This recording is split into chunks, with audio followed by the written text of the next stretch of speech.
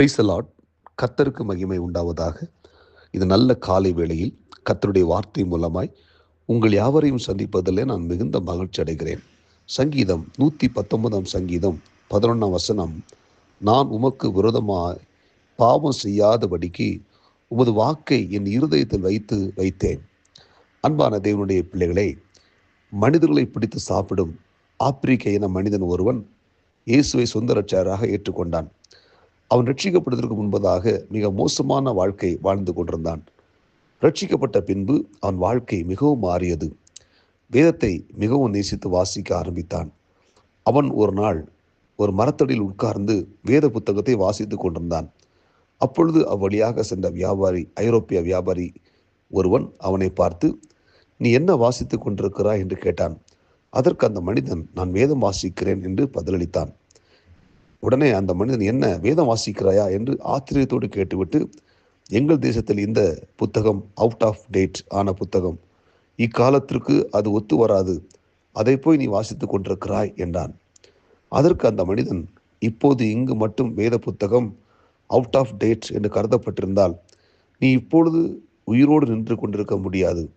இந்த வேதம்தான் இப்போது உன்னை உயிரோடு நிற்க வைத்து கொண்டிருக்கிறது என்றான்.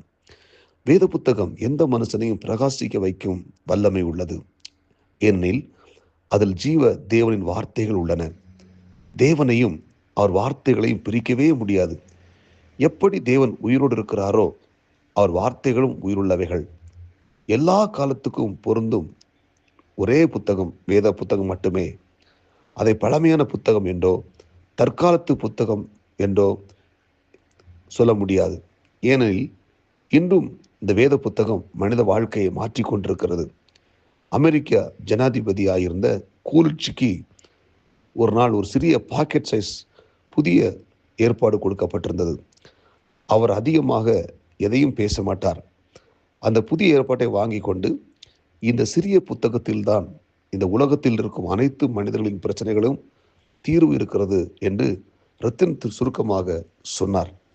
அன்புக்குரிய தேவனுடைய பிள்ளைகளே, வேத வசனங்களை வாசித்து அதன்படி நடக்கும் ஒவ்வொரு மனிதனையும் தேவன் பரிசுத்த படைப்பாக மாற்றுகிறார். யோசியா ராஜாவின் காலத்தில் ஆலயம் பழுது பார்க்க அந்த வேலை நடந்து கொண்டிருந்தது. அப்பொழுது தேவனுடைய நியாயப்பிரமாண புத்தகம் கண்டெடுக்கப்பட்டது. அதில் உள்ளவைகளை யோசியா வாசிக்க கேட்டபொழுது தன் வஸ்திரங்களை கிழித்து கொண்டு அழுது தனக்காகவும் யூத ஜனங்கள் அனைவருக்காகவும் சகாயம் கிடைக்க தேடினான்.